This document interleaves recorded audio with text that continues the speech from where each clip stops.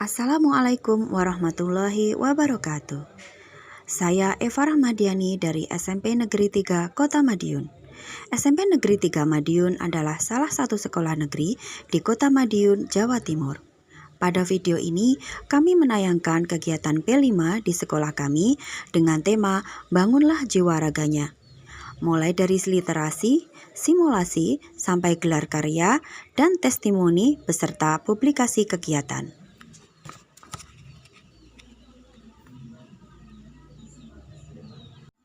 Kami akan membahas program sekolah, yaitu mewujudkan budaya karakter profil pelajar Pancasila, juga menjalankan kegiatan proyek penguatan profil pelajar Pancasila dengan 7 tema yang harus dilaksanakan, di mana pembagiannya adalah 2-3 tema di setiap tahun ajaran.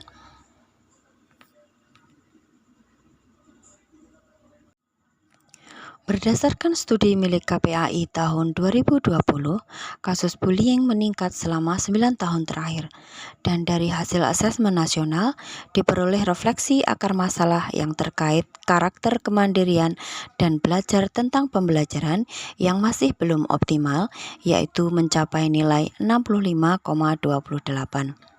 Walaupun nilai itu sudah termasuk kategori CAP.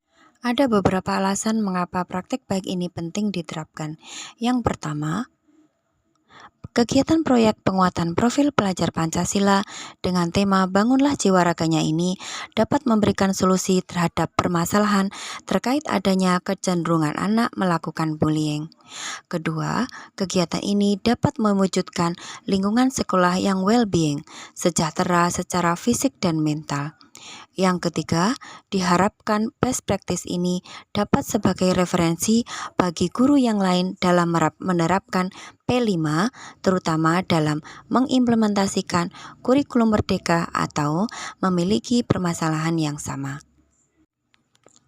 Dalam praktik baik ini, saya berperan sebagai guru yang memiliki tanggung jawab dalam merancang dan melaksanakan kegiatan P5 yang kreatif, inovatif, bermakna, dan menyenangkan bagi murid, serta dapat mewujudkan karakter profil pelajar Pancasila sehingga dapat meningkatkan karakter Pancasila siswa.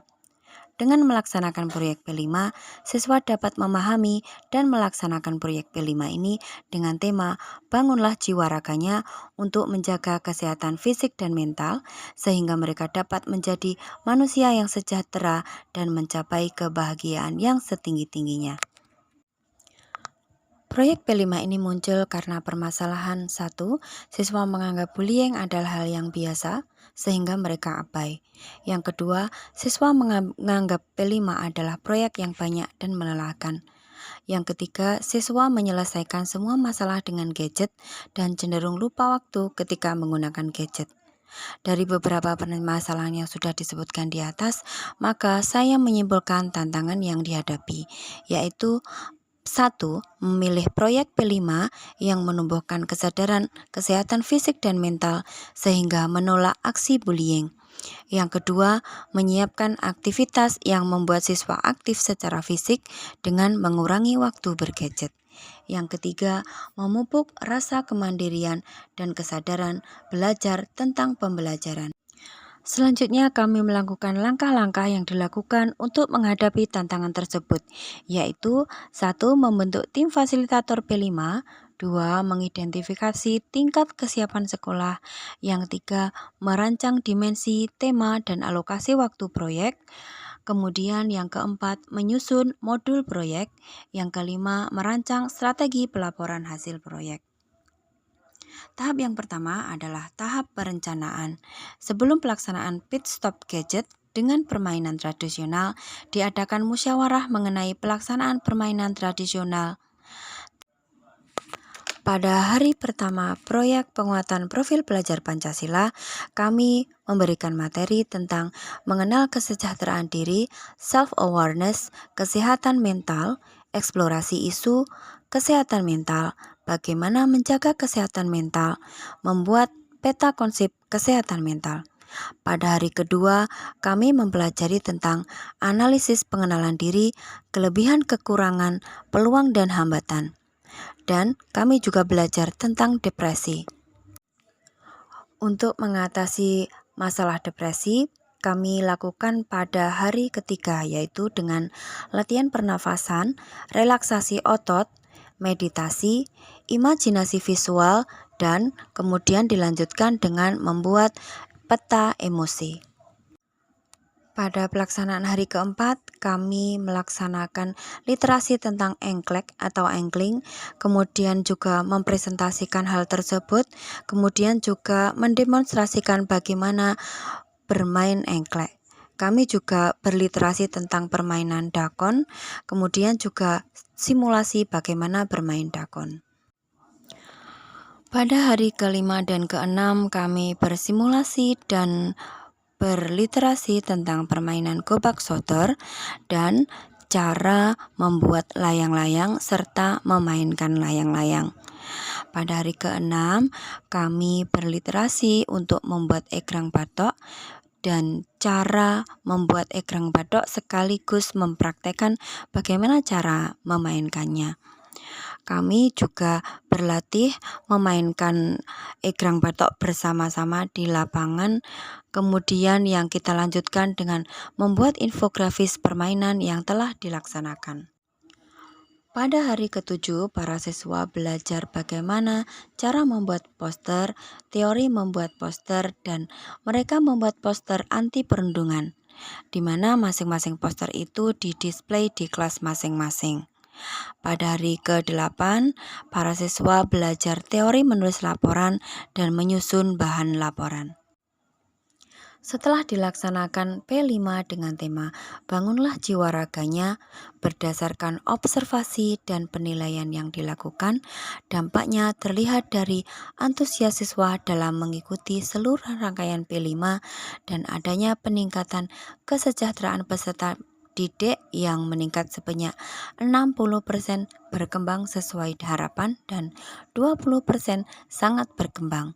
Siswa mengenal dan mempraktikkan berbagai permainan tradisional sehingga mereka dapat sejenak beraktivitas di luar ruangan untuk kesehatan fisik dan mental mereka.